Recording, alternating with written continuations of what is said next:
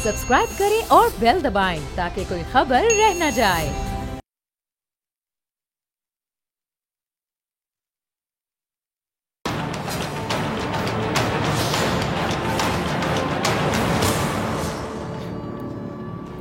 अस्सलाम वालेकुम नाज़रीन, मैं हूं डॉक्टर फिज़ा अकबर खान और मैं हूं पाकिस्तान और आप देख रहे हैं पाकिस्तान के सबसे बड़े न्यूज़ चैनल का नंबर 1 प्रोग्राम ऐसे नहीं चलेगा।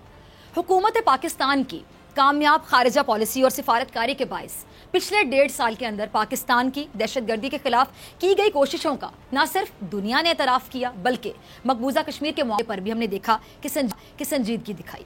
इमरान खान की हुकूमत ने पिछले 1.5 साल में जिस तरह सिफारती मुहाज पर पाकिस्तान का मुकदमा लड़ा वो वाकई काबिल तारीफ और लायक तहसीन है। पिछले कई सालों से पाकिस्तान की खारिजा पॉलिसी और सिफारतकारी पर अवामी हलकों समेत कई हलकों की जानिब से आपने देखा होगा, सुना होगा कि तनकीद भी की जा रही थी, क्योंकि हम दुनिया को अपनी कोशिशें, अपनी कुर्बानियां और हकीकत बताने में शायद पीछे रहे। आप अग्री करेंगे मेरी बात से।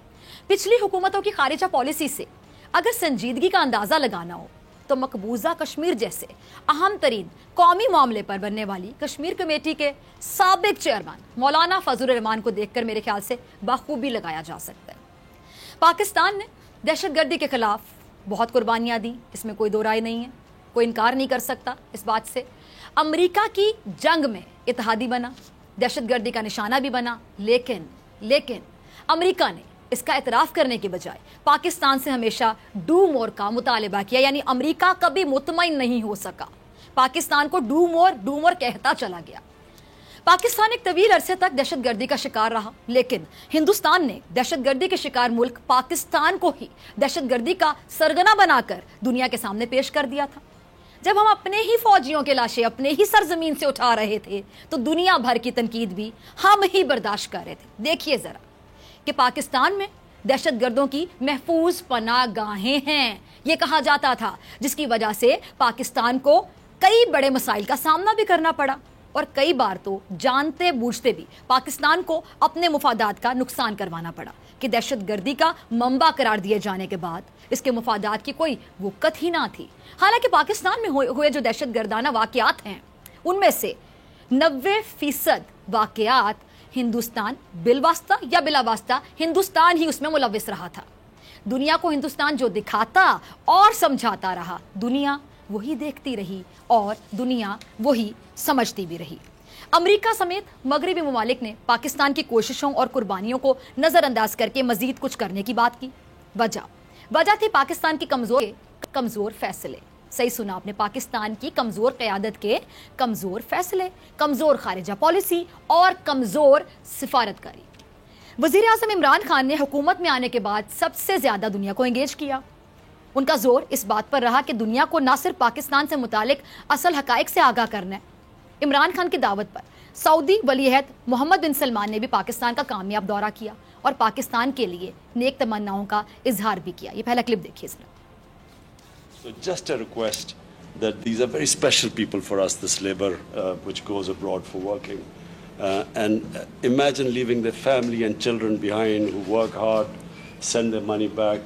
And we would, a special request from them that, you know, please, sometimes they face hardships and we would like you to look upon them as your own people. They basically, we feel that this close affinity to Saudi Arabia, we feel that your people are brothers, and we would just like you to have that same feeling for them. Thank you very much. Mr. Prime Minister, just I want to rest assured that just consider me in Saudi Arabia the ambassador of Pakistan, and we cannot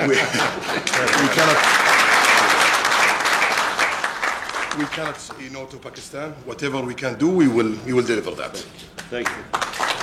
अच्छा, इमरान खान ने न सिर्फ अपने दोस्त ममालिक से ताल्लुकात को मजीद मजबूत करने की कोशिश की बल्कि इस्लामोफोबिया का शिकार मगरबी ममालिक को ये बताया कि इस्लाम अमन का दीन है, दहशतगर्दी करने वाले का कोई मजहब होता ही नहीं है। पाकिस्तान की सिफारतकारी की वजह से ही हॉलैंड में हजूर सल्लल्लाहु अलैहि वसल्लम के जो खाके बनाए जाने का मुकाबला मनसूख किया गया। 27 फरवरी जब भारत ने पाकिस्तान पर हमला करने की कोशिश की और नतीजे में अपने जहाज और पायलट गंवा बैठा। تب بھی عمران خان نے دنیا کو نہ صرف خبردار کیا بلکہ ایک ایٹمی ریاست کے سربراہ ہونے کے ناطے بردباری کا مظاہرہ بھی کیا. دیکھیے ذرا.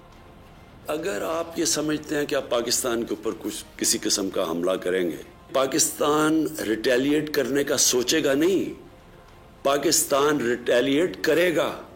پاکستان کوئی اور دوسرا راستہ نہیں ہوگا ریٹیلیٹ کرنے کے بغیر, جواب دینے کے بغیر. اور اس کے بعد بات کدھر جاتی ہے؟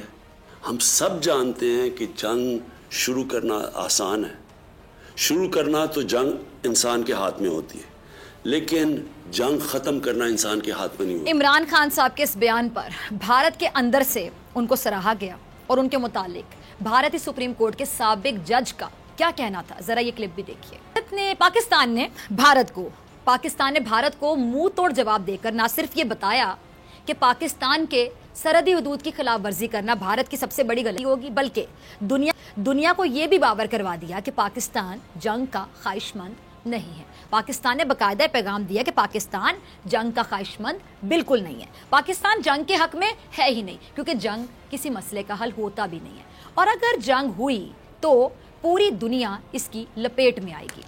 اچھا, روس افغان جنگ کے بعد سے پاکستان حالت جنگ میں بھی ہے, اور اس کی جنگ بھی ایسے دشمنوں سے تھی جو پردہ اسکرین پر آئے بغیر گماشتوں کے ذریعے آگ اور خون کا کھیل کھیلنے میں مہارت رکھتے تھے.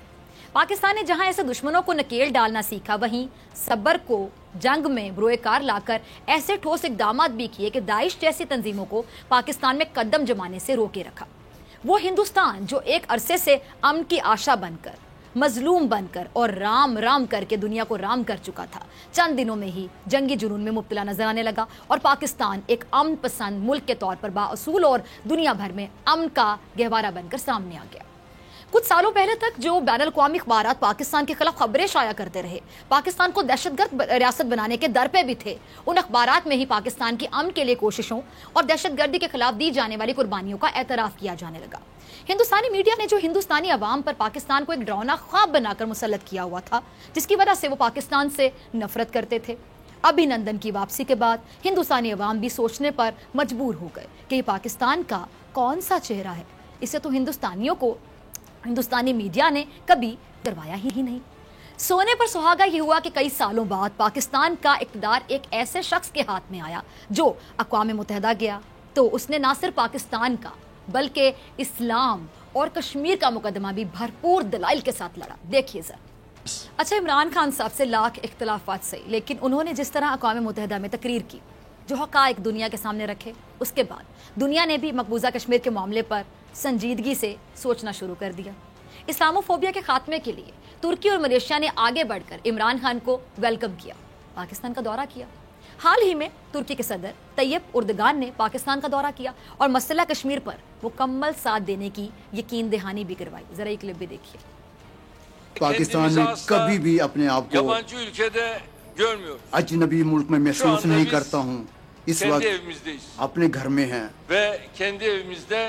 اور اپنے ہی گھر میں آپ کے ساتھ ہیں. ترکی اور پاکستان جیسے برادرانہ تعلقات دنیا میں شاید ہی کسی ممالک یا اقوام میں دیکھنا نصیب ہو. ترکی اور پاکستان کے تعلقات شاعر اعظم محمد اقبال اور قائد اعظم محمد علی جناح کے قیمتی ورثے ہی کے نتیجے میں موجودہ دور تک پہنچے ہیں. ماضی کی طرح مستقبل میں بھی ہم پاکستان کا بھرپور ساتھ دینے کا سلسلہ جاری رکھیں گے. اچھا, ایک طویل عرصے بعد پاکستان کی حکومت نے سپر پاور کو یہ بتایا کلیئرلی کہ اب ڈو مور نہیں بلکہ نو مور, بلکہ اب آپ کو کچھ کرنا ہوگا. اب امریکہ کو پاکستان کی کوششوں کا, کاوشوں کا, قربانیوں کا اعتراف کرنا ہوگا. اب امریکہ کو پہل کرنا ہوگی. پاکستان نے امریکہ کی جنگ میں اتحادی بن کر غلطی کی اور امریکہ پاکستان کو تنہا چھوڑ کر چلتا بنا. پاکستان نے دہشت گردی کے خلاف وہ طویل اور کامیاب جنگ لڑی, طویل بھی اور کامیاب بھی, جس کی زد میں آ کر بڑے بڑے ملک تباہ و برباد ہو گئے. پاکستان بھارت میں دہشت گردی نہیں کرواتا بلکہ خود بھارت پاکستان میں دہشت گردوں کی فنڈنگ کرتا ہے. اور مقبوضہ کشمیر میں بھارت نے جو آگ اور خون کی ہولی کھیلنی جاری کی رکھی ہے اور جاری ہے وہاں پہ، اس پر اب دنیا کو سوچنا ہوگا۔ ایک عرصے تک ہندوستان نے اپنی فوجی عظمت اور اخلاقی ساکھ کے ساتھ ساتھ اقتصادی اور ثقافتی طاقت بننے کا ناٹک کامیابی سے کھیلا، جو اس قدر کامیابی سے چل رہا تھا کہ امریکہ جیسی ریاست بھی اس کے دام میں پھنس چکی تھی اور ہندوستان کو علاقے کا پاور سمبل سمجھ رہی تھی۔ لیکن بھارت کا یہ نقاب بھی پاکستان نے اتار پھینکا اور آج کا جلتا ہوا بھارت پوری دنیا دیکھ رہی ہے، جبکہ پاکستان کی کوششوں اور کاوشوں کا اعتراف کچھ ایسے کیا جا رہا ہے۔ جی تو پچھلے 1.5 سال میں حکومت کی کارکردگی اگر بین الاقوامی سطح پر دیکھی جائے تو یقیناً آپ میری بات سے اگری کریں گے کہ قابل ستائش ہے۔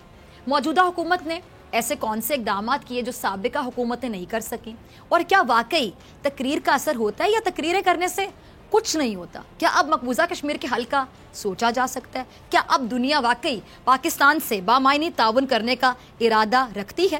ان تمام سوالوں کے جواب تلاش کریں گے۔ ہمارے ساتھ جو مہمان موجود ہے کسی تعارف کے محتاج نہیں، جنرل ریٹائرڈ امجد شعیب صاحب۔ جنرل صاحب وارم ویلکم۔ سب سے پہلے یہ جاننا چاہوں گی جنرل صاحب کہ بہت سے لوگ کہتے ہیں کہ تقریر سے کیا ہوتا ہے، لیکن میرا یہ ماننا ہے کہ تقریر سے بہت کچھ ہوتا ہے۔ تقریر سے تو ہم بتا سکتے ہیں کہ ہمارا موقف کیا ہے، ہماری پالیسی کیا ہے، اور سب سے بڑی بات کہ تقریر کرنے والے کا لہجہ، اس کا انداز، اس کا کانفیڈنس بہت سے لوگوں کے ہوش اڑا سکتا ہے۔ کیسے دیکھتے ہیں آپ؟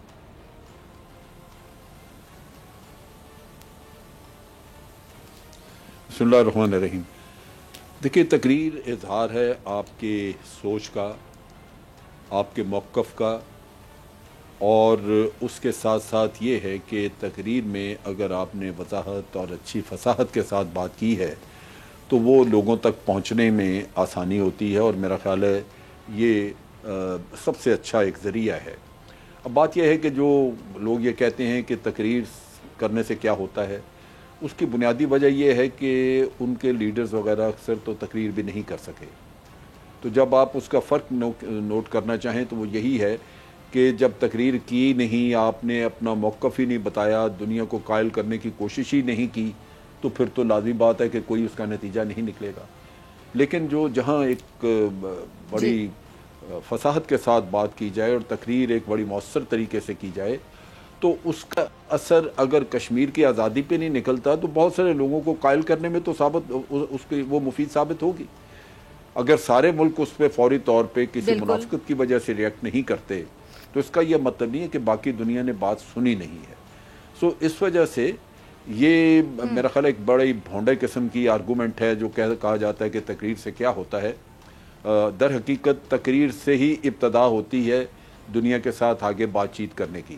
اگر عمران خان بہت اچھی طرح اپنا موقف بیان نہ کرتے یونائٹڈ نیشن جنرل اسمبلی میں، ان کی تقریر اگر اتنی اچھی نہ ہوتی تو بالکل بعد میں آپ بات چیت کرنا آپ کا بیکار ہوتا۔ یہ تو ایک موقع ملتا ہے جہاں سب کے سامنے آپ کھل کے بات کر سکتے ہیں، بجائے اس کے کہ اکیلے اکیلے سب کے پاس آپ جائیں، پھر بعد میں آپ لوگوں کو انڈیویجولی بھی انگیج کر سکتے ہیں۔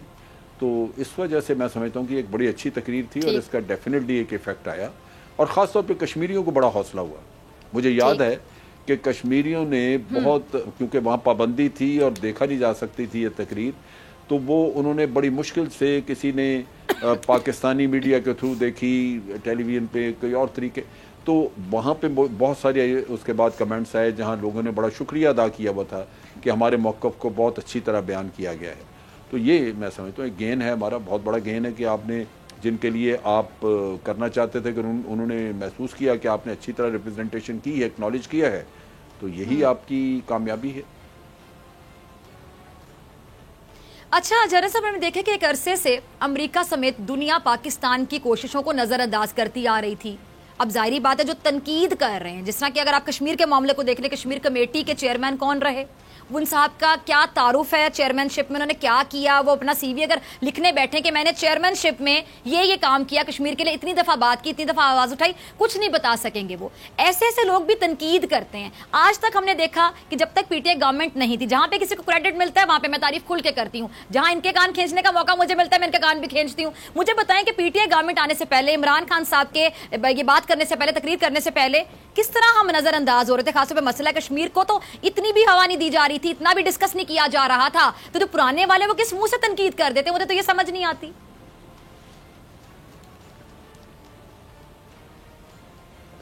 دیکھیں، کشمیر کا مسئلہ جہاں تک تھا، وہ ایک ایسا مسئلہ تھا جہاں کشمیری بیچارے قربانی دے رہے تھے، وہ آزادی کی اپنی ایک جنگ لڑ رہے تھے اور ایک بہت بڑی تحریک تھی. برہان وانی کی قربانی کے ساتھ دوبارہ وہ بڑا زور شور سے کام شروع ہوا. لیکن پچھلے حکمرانوں کی آپ کارکردگی دیکھیے کہ ان کی خاموشی اور بالکل ہی ناکارہ کارکردگی کی وجہ سے بھارت یک طرفہ دنیا کو کہتا رہا کہ پاکستان دہشت گردی کراتا ہے، اور کشمیر میں آزادی کی تحریک نہیں بلکہ پاکستان کی پھیلائی ہوئی دہشت گردی ہے. اس سے پاکستان کا امیج اتنا خراب ہوا دنیا، یعنی یہ اتنے دکھ کی بات ہے کہ 70-80 ہزار لوگ ہمارے مارے گئے، $150 بلین کی ہماری اکانومی کو سیٹ بیک ہوا. اس کے باوجود دنیا ہمیں ہی نفرت سے دیکھتی رہی اور ہمیں انڈین پروپیگنڈے کی وجہ سے سمجھا جاتا رہا کہ ہم ٹیرر سپانسرز ہیں. یہ میں سمجھتا ہوں بہت بڑا نقصان ہوا. آج کشمیر کے اوپر جو سوچ ہے وہ تھوڑی بدلتی نظر آ رہی ہے. حکومت نے بات کرنی شروع کی تو نظر آتا ہے کچھ لوگ سمجھ رہے ہیں کہ کشمیر کے اندر ایک آزادی کی تحریک ہے جو کشمیری خود چلا رہے ہیں، پاکستان نہیں کر رہا. پاکستان نے بار بار، ہمارے وزیر اعظم نے کہا کہ بھارت فالس فلیگ آپریشن کرتا ہے اور اس کا آسرا لے کے پھر کشمیریوں کو بھی بدنام کرتا ہے اور پاکستان کے اوپر بھی چڑھائی کے لیے بہانہ ڈھونڈتا ہے. تو یہ وہ چیزیں ہیں جو کہ پچھلی حکومت کو بھی کرنی چاہیے تھی تاکہ پاکستان کے اوپر یہ لیبل نہ لگتا، لیکن بدقسمتی کہ انہوں نے نہیں کی. تو میں سمجھتا ہوں کہ جو کوتاہیاں پیچھے 2 حکومتیں کر کے گئیں ان کا خمیازہ بھی یہی حکومت بھگت رہی ہے، اور جو گند ہوا وہ بھی صاف کرنے کی ذمہ داری ان پہ آ گئی ہے. بہرصورت اب حالات کچھ بدلتے نظر آ رہے ہیں. جیسے یونائٹڈ نیشن کے سیکرٹری جنرل یہاں آئے تو انہوں نے اکنالج کیا کہ پاکستان جو ہے یہ اب ٹیررزم سے ٹورزم کی طرف بڑھ رہا ہے، کامن ہے آپ کے ہاں. اور اس نے بڑا واضح کہا کہ دنیا نے اتنی اچھی طرح پاکستان کی کوششوں کو نہیں سراہا جتنے کہ یہ حقدار تھے. تو میں سمجھتا ہوں یہ ایک اکنالجمنٹ ہے اور یہ میسج جائے گا دنیا کو، اور بھارت کا نیریٹو آہستہ آہستہ جو ہے وہ شکست خوردہ ہوگا. اچھا، اس میں آپ ہماری خارجہ پالیسی کو کیسے دیکھتے ہیں؟ ڈیفینیٹلی اس کا بھی کردار ہوگا. ہماری فارن پالیسی، سفارت کاری، ہمارے فارن منسٹر، ظاہری بات ہے فارن منسٹر کا دبنگ ہونا، ان کا جو جس طرح وہ اپنے آپ کو پریزنٹ کرتے ہیں، پورے کیس کو پریزنٹ کرتے ہیں، پاکستان کی نمائندگی کرتے ہیں، ان کو آپ کتنا کریڈٹ دیں گے؟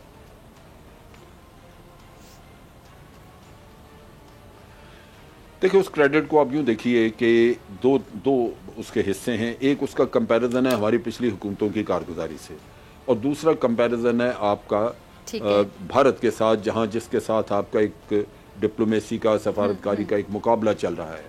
جہاں تک پچھلی حکومتوں کا تعلق ہے اس کو اگر ہم سامنے رکھیں تو اس سے تو بہت بہتر ہے کارگزاری، بہت بھاگ دوڑ کی ہے. اور شاہ محمود قریشی صاحب نے جہاں جہاں بھی وہ گئے بڑا ایفیکٹولی انہوں نے اپنا کیس پیش کیا، اور اسی طرح پرائم منسٹر بھی. لیکن اگر میں بھارت کے ساتھ موازنہ کروں تو بھارت سفارتکاری میں ہم سے آگے ہے، ہمیں یہ سمجھنا چاہیے. اس کی وجہ یہ ہے کہ وہ سفارتکاری کو ایک چیلنج کے طور پہ لیتے ہیں، اور ہر جگہ پہ یعنی ان کے ملک میں کوئی حکمران آ جائے تو اس سے بھی وہ یہ ان کے منہ سے کہلواتے ہیں. جس طرح یہاں کے طیب اردغان صاحب نے کہا یا انہوں نے ہمارے موقف کی حمایت کی، وہ وہاں پہ بھارت میں ہر جو وزٹر آتا اس کے منہ سے یہ کہلواتے ہیں اور پاکستان کو دہشت گردی کا الزام دلواتے ہیں. اسی طرح باہر بھی وہ جہاں جاتے رہے وہ لگا رہے. یہ ایک ایسا عمل ہے جو بالکل جس کا تسلسل رہنا چاہیے، اور ہر لمحہ، ہر وقت اور ہر فورم پہ پاکستان کو بھارت کا جھوٹ کھولنا چاہیے، ان کا اصل بھیانک چہرہ جو ہے وہ دنیا کے سامنے لانا چاہیے، جو شاید ہم اتنی اچھی طرح نہیں کر رہے، جس سے کشمیریوں کا موقف جو ہے وہ پوری طرح دنیا تک پہنچنے میں دیر لگ رہی. چلیں جی، ہم نے دنیا کی بات کی، پاکستان کے دنیا کے ساتھ جو بڑھتے ہوئے اچھے تعلقات ہیں، دوسرے ممالک کے ساتھ جو تعلقات بہتر ہو رہے ہیں، خارجہ پالیسی، ہماری سفارتکاری، پرائم منسٹر عمران خان صاحب جب سے پرائم منسٹر بنے تب سے ان کا کیا کردار ہے، پرانے لوگوں کے ساتھ ہم نے کمپیئر کیا. بریک کے بعد جنرل صاحب ہمارے ساتھ موجود ہوں گے. پاکستان کے اندر کسی کریں گے کہ پولیٹیکل پارٹیز، اپوزیشن خاص طور پہ حکومت کا ساتھ جہاں پہ نہیں دیتی ہے، اس سے عوام کو مسائل کتنے بڑھتے ہیں، عوام کو کن مسائل کا سامنا کرنا پڑتا ہے. ملتے ہیں بریک کے بعد.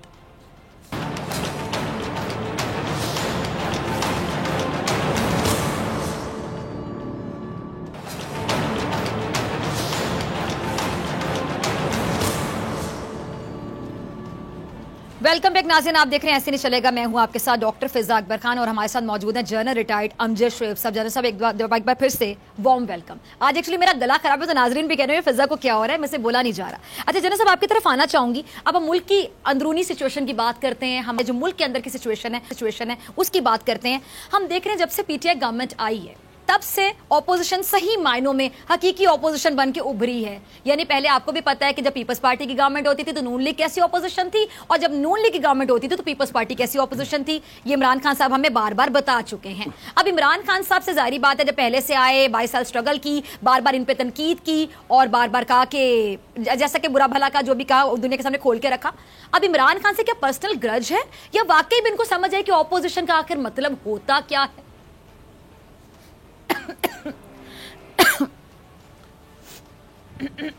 فضا, یہ سمجھنے کی بات ہے.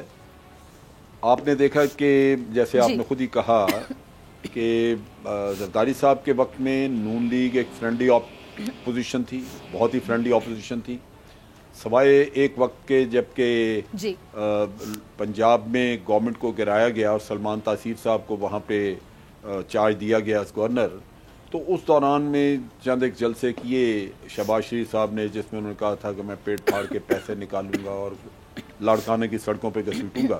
بالکل, وہ ایک سڑکوں پہ گھسیٹوں گا چھوٹا موٹا شور شرابہ تھا. اس کے بعد آپ نے دیکھا وہ بھی ختم ہو گیا. اور پھر اس کے بعد جب پی ایم ایل این کی گورنمنٹ آئی تو پیپلز پارٹی کی جو اپوزیشن تھی وہ آپ نے دیکھا کہ انتہائی فرینڈلی. اس دور میں اگر اپوزیشن کی تو عمران خان نے کی تھی اور کسی نے نہیں کی. اب یہ سلسلہ چل رہا تھا اور دونوں پارٹیاں مطمئن تھیں کہ ہم نے عوام کو بیوقوف بنایا ہوا اور ہماری باریاں لگی ہوئی ہیں, کبھی پیپلز پارٹی حکومت میں ہوگی, کبھی پی ایم ایل این ہوگی, اور مزے کریں, ایک دوسرے کو نہ پوچھیں گے, نہ کوئی کیسز ہوں گے, اور آپ ملک لٹتا رہے. ان کے وہم و گمان میں بھی نہیں تھا کہ کوئی تیسرا شخص یا تیسری پارٹی بھی آ کے حکومت بنا سکتی ہے. جیسے یہ آئی تو دونوں پارٹیوں کے پاؤں کے نیچے سے زمین نکل گئی. اس کے بعد پھر یہ دشمن ہو گئے کہ یہ ہمارا تو سلسلہ روزگار بنا ہوا تھا, چل رہی تھا, دونوں پارٹیاں آپس میں بٹوارا کر کے بیٹھی ہوئی تھیں. تو یہ جو تیسرا شخص آ گیا ہے اس کو ہر حالت میں ہم نے کسی نہ کسی طرح نکالنا ہے. تو اس پہ دو طرح کی جو اسٹریٹجی انہوں نے اپنائی وہ یہ کہ پہلے دن سے کہنا شروع کر دیا کہ یہ نکمے ہیں, نالائق ہیں, ان کی گورننس نہیں, ان کو پتہ ہی کچھ نہیں. دوسرا جو قصہ آیا وہ الیکشن کا شور مچا دیا کہ جناب یہ سلیکٹڈ ہے اور الیکشن دوبارہ ہونا چاہیے.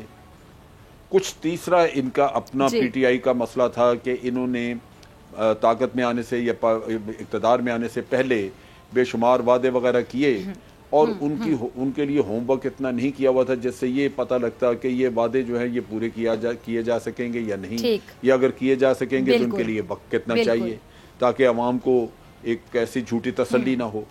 تو وہ ان کے اپنے وعدے ان کے لیے چیلنج بننا شروع ہو گئے جس کو ایکسپلائٹ کیا. تو اپوزیشن آج موجود ہے, صرف ان کا اپنے چونکہ مفادات ہیں, کرپشن کے کیسز ہیں, وہ ان سے جان چھڑانا چاہتے ہیں اس لیے شور مچاتے ہیں, یا اور مولانا ہیں تو ان کو وہ تڑپ رہے ہیں کہ وہ پارلیمنٹ سے باہر ہیں, جو میرا خیال ہے ان کو بہت لمبے عرصے کے بعد یہ صدمہ دیکھنا پڑا. تو ان چیزوں کی وجہ سے اپنے مفادات اور اس کے لیے تڑپنا جو ہے وہ اپنی جگہ پہ موجود ہے, لیکن کوئی بھی آج اتنا مضبوط نہیں ہے کہ وہ حکومت کو اٹھا کے باہر پھینک دے. اس کے لیے ویسے بھی پولیٹیکل انسٹیبلٹی کریٹ نہیں کرنی چاہیے, لوگوں کو صبر کرنا چاہیے, اور اگر کسی کو آپ نے نکالنا ہی ہے تو اس کے لیے جو آئینی رستے ہیں ان کا اختیار کریں, ورنہ آج آپ کسی کو غیر آئینی طریقے سے نکالیں گے کل وہ آپ کو نہیں بیٹھنے دے گا من سے. تو ملک تو ان چیزوں کو متحمل نہیں ہو سکتا. اچھا جنرل صاحب چلیں, آپ نے یہ بڑی اچھی بات کلیئرلی بتائی کہ کسی کو نکالنا اتنا آسان نہیں, لیکن اپوزیشن صرف اور صرف اپنے مقاصد کی پرسو. ٹھیک ہے, اپوزیشن صرف اپنے مقاصد کے لیے وہاں پہ کھڑی ہے. اچھا چلے جی, یہ آپ نے بالکل کلیئرلی بتا دیا کسی کو نکالنا اتنا آسان نہیں ہے, جبکہ کوئی ووٹ لے کر الیکٹ ہو کر آیا, چاہے سلیکٹڈ کہتے رہیں, لیکن سب کو پتا ہے کہ الیکٹ ہوئے, عوام نے اعتماد کیا. اب میں ووٹر کی طرف آنا چاہوں گی, لیکن ووٹر تو ہے نا جنرل صاحب جو آپ کو اگلے الیکشن میں ٹھکرا سکتا ہے, جو اگلے الیکشن میں آپ پر اعتماد نہیں کرے گا. بہت سے ووٹرز ہیں پی ٹی آئی کے جن کو میں نے مایوس دیکھا, آپ بھی سنتے ہوں گے, آپ بھی ایسے حلقوں میں بیٹھتے ہوں گے جہاں باتیں ہوتی ہوں گی. اس ووٹر کی مایوسی کی سب سے بڑی وجہ آپ کو کیا نظر آئی؟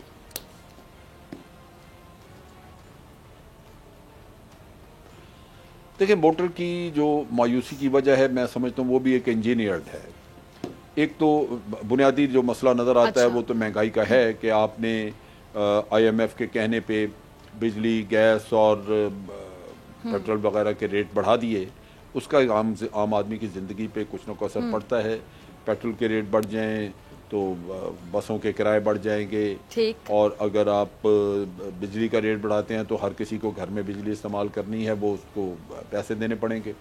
یہ چیزیں تو ہیں, لیکن جو عام مہنگائی ہے کھانے پینے کی چیزوں کی, وہ بھی اس کے پیچھے بھی ایک بہت بڑی کہانی ہے. وہ آپ یوں دیکھیں کہ یہ ایسے نہیں ہے کہ بجلی کی قیمتیں بڑھ گئیں تو اس سے ہر چیز ہی مہنگی ہو گئی, وہ بھی ایسے نہیں ہے.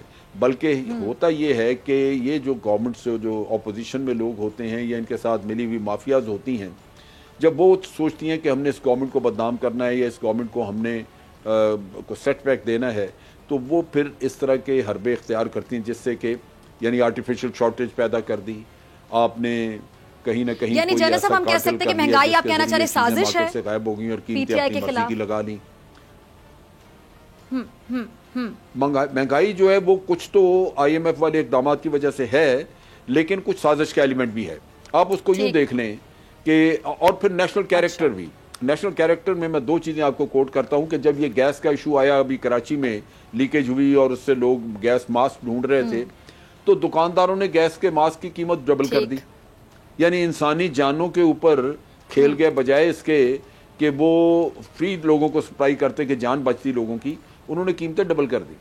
اور اسی طرح آپ دیکھیں کہ رمضان کے مہینے میں کیا ہوتا ہے یہاں پہ, ساری دنیا میں, یورپ میں سیل لگ جاتی ہے مسلمانوں کے لیے, عیسائی ممالک میں وہ سستی کرتے ہیں. یہاں جہاں ہم کہتے ہیں جی رمضان کے مہینے اپنے گناہ بخشوا لیں, وہاں قیمتیں ڈبل ہو جاتی ہیں. تو نیشنل کیریکٹر کا بھی مسئلہ ہے کہ اگر آپ نے دیکھا کہ حکومت کے اوپر الزام جا رہا ہے تو اس کی آڑ میں ہم بھی کمائی کر لیں تو کمائی بھی کی جاتی ہے. اور جہاں آٹے کا دیکھ لیں بحران یا چینی کا, تو اس میں مافیا شامل ہیں. آپ کو یاد ہوگا کہ پچھلی حکومت کے دور میں بہت بڑا ایک نعرہ چلا تھا کہ شیر آٹا کھا گیا. وہ شیر نے جو آٹا کھایا تھا وہ یہی ہوا تھا کہ شارٹیج ہوئی اور لوگ بیچاری یوٹیلیٹی سٹورز کے باہر 2-2 میل لمبی لائنیں لگا کے کھڑے ہوتے تھے, رات تک باری نہیں آتی تھی لوگوں کی. تو یہ صورتحال ہے. اس کو میڈیا نے بہت اچھالا. جو عمران خان میڈیا کی شکایت کر رہے تھے اس میں یہ ہے کہ بعض میڈیا ہاؤسز نے اس کو بہت اچھالا ہے. اس کی وجہ یہ ہے کہ وہ جو پیسہ ملا کرتا تھا پچھلی حکومتوں کے دور میں, وہ ملنا بند ہو گیا, تو ہر کوئی ناراض ہے. اچھا جنرل صاحب, سوری ٹو سے ایک سوال ہے میرا. کسی بھی آپ نے میڈیا ہاؤس کا ذکر کیا, میں آپ سے ایک سوال پوچھنا چاہوں گی. جنرل صاحب, آپ ایک نیوٹرل اینالسٹ ہیں, بڑی اچھی بات کرتے ہیں, بڑے سیزنڈ ہیں, بڑے سینئر ہیں, آپ کی بات میں وزن ہوتا ہے, لوگ سنتے ہیں آپ کی بات. عمران خان صاحب نے آپ نے کہا کہ جی میڈیا ہاؤسز کا کچھ کا ذکر کیا. عمران خان صاحب کے ذکر سے میں نے بہت سے میڈیا ہاؤسز کے بارے میں ایک رائے بنائی, کیونکہ یہ عمران خان صاحب ہیں, معتبر شخص ہیں, پاکستان کے پرائم منسٹر ہیں. عمران خان صاحب جب ڈیلے کرتے ہیں, ایسے میڈیا ہاؤسز کا بائیکاٹ کیوں نہیں کر دیتی پوری پی ٹی آئی؟ میں کسی کا نام نہیں لے رہی, آپ نے ذکر کیا, اگر ان کو لگتا ہے کہ کوئی ایسا میڈیا ہاؤس ہے. بائیکاٹ کرنے کے لیے عمران خان نے تو بات کی کہ جناب آپ ان کو نہ سنیں, آپ نہ سنیں, بائیکاٹ کریں, اس طرح کی باتیں عمران خان. لیکن میرا خیال ہے وہ جب عمران خان صاحب کے اپنے لوگ جا کے بیٹھیں گے وہاں پہ, جس کی بھی بات کریں گے, تو پھر تو سنیں گے. سب خاص ایجنڈے کے تحت بات کرتے ہیں. شروعات تو پہلے آپ خود سے کرتے ہیں نا, لوگوں کو کہتے ہیں نہ سنیں, اپنے لوگ وہاں چلے جاتے ہوں گے جہاں کی بھی بات کرتے ہیں. میڈیا ہاؤسز جو ہیں, میڈیا ہاؤسز جو ہیں وہ پھر ان چیزوں کو ایکسپلائٹ کرتے ہیں کہ جی ہمارا دیکھیے بائیک آؤٹ کیا ہوا ہے, ہم حکومت کا موقف سننا چاہتے تھے لیکن حکومت کا کوئی آدمی موقف دینے کو تیار نہیں, وہ یک طرفہ بات کو پروموٹ کرنا شروع کریں گے. میرا خیال ہے کہ اس کے لیے ضروری یہی ہے کہ اپنا نیریٹو یہ ان کے لوگ تیار ہو کے جائیں اور وہ ان کو بتائیں, خاص اسپیسیفک چیزیں سامنے رکھیں, اور میڈیا کے ان لوگوں کو اچھی طرح بے نقاب کرنا چاہیے جو لوگ اس طرح کی باتیں کرتے ہیں.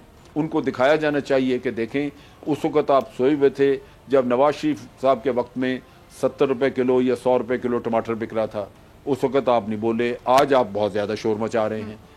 اور یہ ساری چیزیں, یہ کلپ موجود ہیں انٹرنیٹ پہ, آپ نکالیں, تھوڑی تحقیق کریں اور پھر ان کو کنفرنٹ کریں کہ اس وقت کہاں تھے جب شیر آٹا کھا گیا تھا, تو اس وقت کیوں نہیں انہوں نے اتنا واویلا مچایا جو آج مچا رہے ہیں.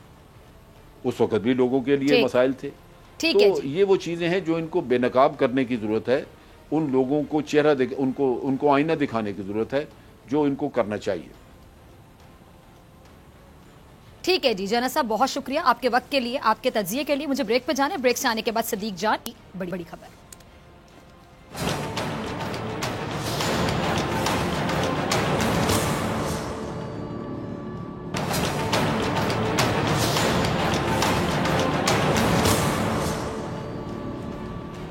Welcome back. آپ دیکھ رہے ہیں ایسے نہیں چلے گا. میں ہوں آپ کے ساتھ ڈاکٹر فضا اکبر خان, اور اس سیگمنٹ میں ہمیشہ کی طرح ہمیں جوائن کریں گے صدیق جان. صدیق, وارم ویلکم. مریم نواز صاحبہ کا نام ECL سے نکالنے کی درخواست کی سماعت, کیا بنا؟ نام نہیں نکل سکا. صدیق دیکھیں, بالکل آج بہت سی نظریں لاہور ہائی کورٹ پر لگی ہوئی تھیں اور نون لیگ بہت کانفیڈنٹ تھی کہ آج ان کا نام ECL سے نکال دیا جائے گا اور وہ میاں محمد نواز شریف صاحب کے پاس لندن چلی جائیں گی.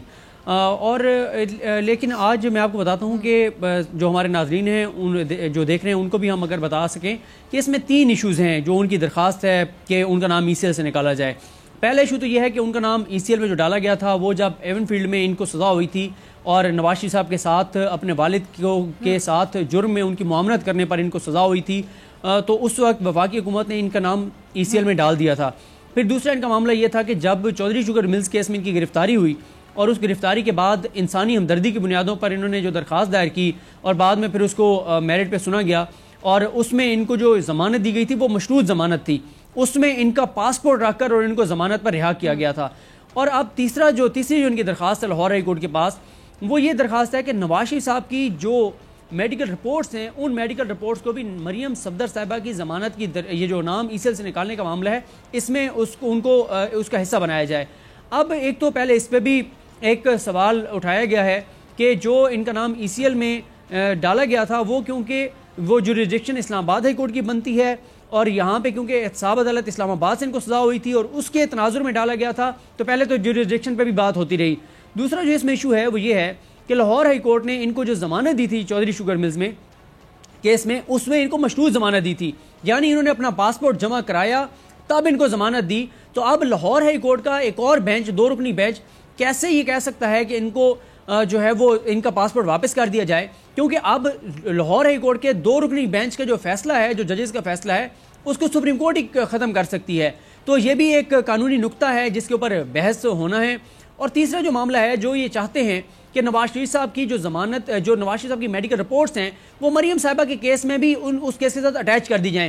اس میں مسئلہ یہ ہے کہ وہ جو میڈیکل رپورٹس ہیں ان کو آلریڈی پنجاب حکومت مسترد کر چکی ہے, کیونکہ اس میں 4 چیزیں مسنگ ہیں. ہم اسی پروگرام میں بتا چکے ہیں کہ اس میں نہ تو یہ بتایا گیا ہے کہ میاں نواز شریف صاحب کے پلیٹلیٹس کتنے ہیں, جس پہ اتنا رولا ڈالا گیا تھا, جو پاکستان کی 70 سالہ تاریخ کا سب سے بڑا مسئلہ بن گیا تھا, اور وہ اتنا بڑا مسئلہ بنایا گیا کہ پاکستان کے 70 سالہ عدالتی تاریخ میں پہلی مرتبہ کسی سزا یافتہ مجرم کو پاکستان سے باہر جانے کی اجازت دی گئی. دوسری جو چیز میں اس میں مسنگ ہے اس میڈیکل رپورٹ میں وہ ہے جو ان کا پیٹ سکین ہوا ہے اس کی رپورٹ نہیں ہے. تیسرا جو مسنگ ہے وہ وہ گئے یہاں سے علاج کرانے کے لیے گئے تھے, لیکن اس رپورٹ میں یہ نہیں لکھا ہوا کہ ان کو 100 روز ہو چکے ہیں وہاں پہ گئے ہوئے, اس میں سے وہ کتنے دن اور کتنے ٹائم کے لیے اور کون سے ہاسپٹل میں ایڈمٹ رہے یہ بھی نہیں ہے. اور چوتھی جو اس میں چیز نہیں ہے وہ ان کے جو پروسیجر ہونا ہے, جو کارڈک پروسیجر ہونا ہے, اس کے حوالے سے بھی ڈیٹیلز نہیں ہے. تو وہ میڈیکل رپورٹس جو کہ پنجاب حکومت مسترد کر چکی ہے, وہ قطری خاتون وہاں ہیں, وہ ہیئر سے ہیں, ان کے ساتھ کوئی ثبوت نہیں ہے. وہ ایک ان کا پرائیویٹ ڈاکٹر عدنان, وہ ان ڈاکٹر سے بات کرتا ہے, وہ ڈاکٹر اس کو جواب دیتے ہیں, ان ڈاکٹرز کے جو رائٹنگ پیڈ ہیں ان کے اوپر لکھ کے بھیج دیتے ہیں, نہ کوئی میڈیکل رپورٹ ہے نہ کچھ. شاید اس لیے بھی پلیٹلیٹس کی میڈیکل رپورٹ یہ نہیں بھیج رہے کہ پاکستان سے تو لیبارٹریز کو مینیج کرنا آسان ہوتا ہے, ظاہر ہے لندن کی لیبس کو شاید اس طرح سے مینیج نہیں کیا جا سکتا, وہ نہیں لکھ کے دے سکتے کہ پلیٹلیٹس 2000 ہیں یا 4000 ہیں یا 4500 ہیں, تو اس لیے وہ رپورٹ نہیں بھیج رہے. تو اب نیب نے یہ کہا ہے کہ ہمیں اس پہ سنا جائے کہ یہ جو کہتی ہیں کہ جو میڈیکل رپورٹس ہیں ان کو حصہ بنایا جائے, اس پہ ہمیں سنا جائے. اس لیے نیب کو آج نوٹس کیا گیا ہے, اگلے ہفتے نیب اس پہ دلائل دے گا. دیکھیں مسئلہ کیا ہے, مسئلہ یہ ہے کہ اسی پروگرام میں ہم بات کر چکے ہیں, ہم حسن نثار صاحب کو کوٹ کر چکے ہیں. وہ کہتے ہیں کہ اگر تو پاکستان کے تمام مجرموں کو, تمام ملزموں کو یہ سہولیات میسر ہیں جو یہ خاندان مانگ رہے ہیں, لاڈلا خاندان, تو پھر تو آپ ان کو دیں, ورنہ کیسے آپ یہ 2 نہیں ایک پاکستان کی ہم بات کرتے ہیں. ہم سابق چیف جسٹس پاکستان بڑا مائنڈ کر گئے تھے کھوسا صاحب کہ جی ہمیں نہ دیں طاقتور اور کمزور کا تانا. تو پھر سوال تو اس لیے پھر اٹھتے ہیں کہ ایک ایسی سزا یافتہ مجرمہ جس کی ابھی سزا معطل ہے, جس نے کرپشن لوٹ مار میں اپنے والد کی معاونت کی, اس کو جس کا نام ECL پر ڈالا گیا, اس کو کیسے پاکستان سے بھجوایا جا سکتا ہے کہ جی انسانی ہمدردی کی بنیاد پر. دیکھیں قانون کی نگاہ میں کوئی انسانی ہمدردی نہیں ہوتی. میں اگر آپ کو بتاؤں, ہم سپریم کورٹ میں روزانہ کیسز کور کرتے ہیں, کئی بزرگ پیش ہوتے ہیں جن کے سروس میٹر ہوتے ہیں, کچھ اور وہ پیش ہوتے ہیں, اور یقین کریں اتنا ججز کو بھی ان پہ ترس آ رہا ہوتا ہے. ہم بھی کہتے ہیں کہ یار اس کے حق میں فیصلہ کر دیں, لیکن ججز نے قانون دیکھنا ہوتا ہے, آئین دینا ہوتا ہے, دیکھنا ہوتا ہے, اور اس کے مطابق قانون اور آئین کے مطابق فیصلے ہوتے ہیں. تو انسانی ہمدردی کچھ نہیں ہوتی. اور مریم صاحبہ تو جانا چاہتی ہے اپنے والد کی عیادت کے لیے, وہ علاج ہی نہیں کرا رہے اپنا, اور ان کی 8 ہفتے کی ضمانت بھی ختم ہو گئی ہے. جو مدت تھی اسلام آباد ہائی کورٹ سے 4 ہفتے لاہور ہائی کورٹ نے دیے تھے وہ بھی ختم ہو گئے, نہ وہ واپس آ رہے ہیں. نظر یہی آ رہا ہے کہ شریف خاندان کا جو پیٹرن رہا ہے کہ جب بھی یہ اقتدار سے باہر ہوتے ہیں تو یہ لندن فرار ہو جاتے ہیں. جب ان کو دوبارہ اقتدار ملتا ہے تو پھر یہ اس ملک کو لوٹنے کے لیے, کرپشن کرنے کے لیے اور منی لانڈرنگ کے لیے, سرکاری وسائل کی لوٹ مار کے لیے. صدیق جان آپ کا بہت شکریہ, اور ڈاکٹر فضا اکبر خان کو دیجیے اجازت. آپ انشاءاللہ کل سیم ٹائم سیم چینل. اگر زندگی نے وفا کی, دعاؤں میں یاد رکھے گا, اپنا ڈھیر سارا خیال رکھے گا. اللہ نے کے بعد